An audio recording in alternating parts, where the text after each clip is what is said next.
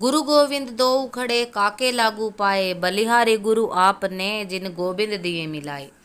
देखिए, गुरु पूर्णिमा का पर्व आ रहा है और सभी अपने अपने गुरुओं का मान सम्मान जरूर करें, क्योंकि गुरु वो शख्स है जिसने अपने जीवन की सारी साधना आराधना, अपने अनुभव आपको बिल्कुल सरलता से प्रदान कर दिए, अपना सानिध्य आपको प्राप्त किया। चाहे जीवन भर आपने कितने ही कुकर्म किए हों, कितने ही पाप कर्म किए हों, उन सब की जिम्मेदारी जो अपने सिर पर ले करके एक पारस पत्थर से भी बड़ी महिमा उस गुरु की कही गई है, जो एक मामूली सी धातु को स्वर्ण के समान चमका देता है।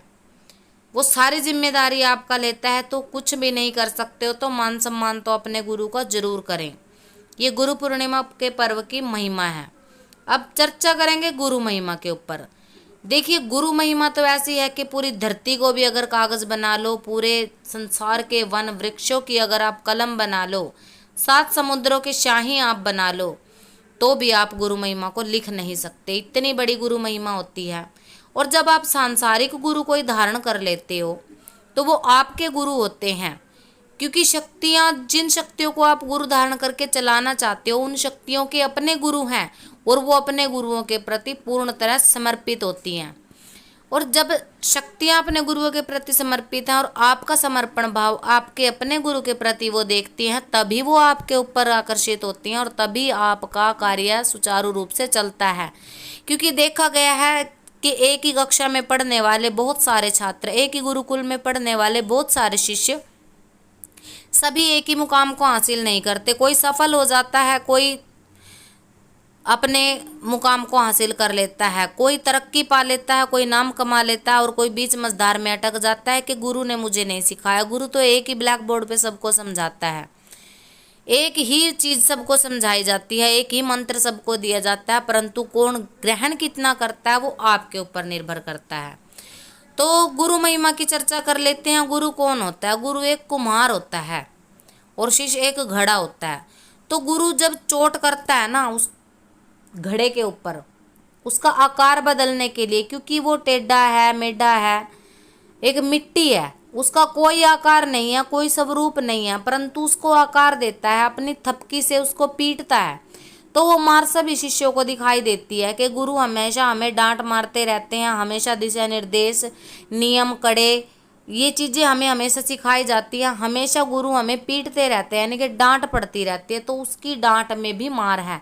ऊपर की जब थपकी लगती है ना, कुम्हार जब घड़े को थपकी लगाता है, आपने कभी घड़ा बनाते हुए कुम्हार को देखा होगा, जब वो उसको आकार दे रहा होता है चाक से उतार करके, तो थपकी लगते समय अंदर से वो हाथ की सपोर्ट भी रखता है ताकि उसमें दरार ना आ जाए, ताकि उसमें छेद ना हो जाए और आपका आकार बिगड़ ना जाए।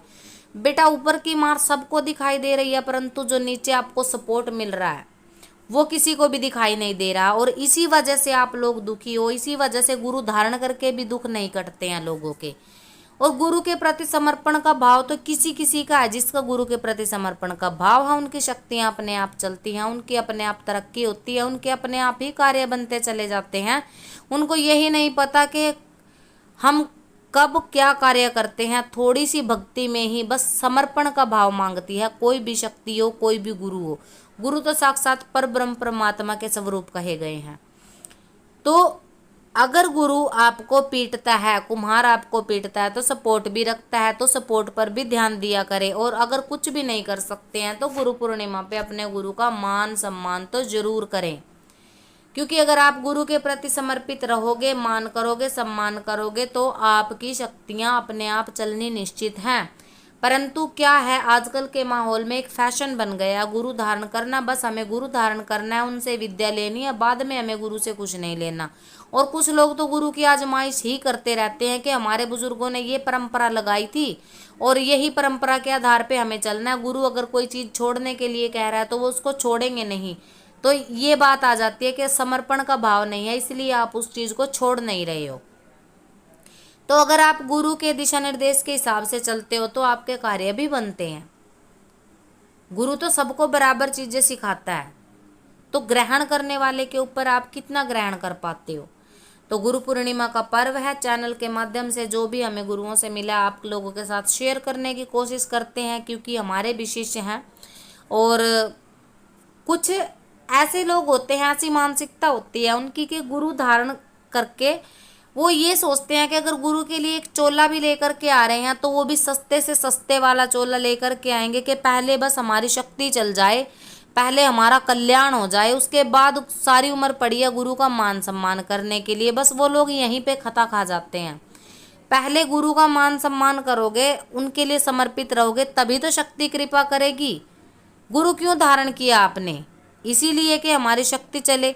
और शक्ति कब चलती है? जब आप गुरु के प्रति समर्पित रहते हो। परंतु लोग गुरु धारण करके शक्ति के प्रति ज्यादा समर्पित रहते हैं और गुरु को पीछे कर देते हैं, और इसी कारण से दुनिया दुखी है। इसी कारण से गुरु धारण करके भी आपके कार्य नहीं बनते और दोष सारा आप गुरु के ऊपर रख देते हो कि थपकी मारते हैं। जी नहीं, वो अपने सपोर्ट भी देते हैं, अपने सानिध्य की सपोर्ट आपको दे रहे हैं। तो आंखें खोलिए, ज्ञान चक्षु खोलिए, अपने गुरुओं के प्रति समर्पित रहिए, ध्यान दीजिए, याद रखिए गुरु वो है कि अगर आप एक मामूली सी धातु भी हो ना, तो पारस पत्थर का नाम आपने सुना होगा, एक मणि कही गई है, वो किसी भी धातु को स्वर्ण का बना देती है। इतना सामर्थ्य होता है एक गुरु के अंदर। अगर आपकी भावना सच्ची है ना, तो गुरु भगवान है, साक्षात परब्रह्म परमात्मा है। और अगर आपके अंदर समर्पण की भावना नहीं है तो वो एक सांसारिक एक आम इंसान है जिसकी आप परीक्षा ले रहे हो। और जो गुरुओं की परीक्षा लेता है, गुरुओं के प्रति छल कपट की भावना रखता है, प्रपंच रखता है, उसका कभी भी उद्धार नहीं हो सकता, उसको कभी भी सदगति प्राप्त नहीं हो सकती। तो हमें जो भी मिला है गुरु कृपा से मिला है। गुरु के सानिध्य में रह करके हमने जो भी भक्ति करी, हमारी माता भगवती ने स्वीकार की है। माता रानी की कृपा है कि घर में क्लेश नहीं है, झगड़े नहीं है, 2 टाइम की रोटी माता की दया से अच्छी खा रहे हैं, मान भी है, सम्मान भी है, आज जगत में नाम भी है। उस माँ की दया से सब कुछ है हमारे पास, उस भगवान की, उस गुरु की कृपा से। क्योंकि हमने कभी बहुत साल शक्तियों की सेवा भी करी है, परंतु कृपा प्राप्ति नहीं मिल रही थी। गुरु के सानिध्य में रह के जैसे सेवा करी है तो कृपा प्राप्ति भी मिली है, क्योंकि समर्पण की भावना शुरू से ही है। तो हम ये चाहते हैं कि जैसे समर्पण की भावना हमारे अंदर है, आप भी अपने अंदर लेकर के आए। अगर आप अपने गुरु के जैसी तरक्की पाना चाहते हो, अपने गुरु के जैसा नाम पाना चाहते हो, तो गुरु के जैसे विचार भी आपको धारण करने पड़ेंगे।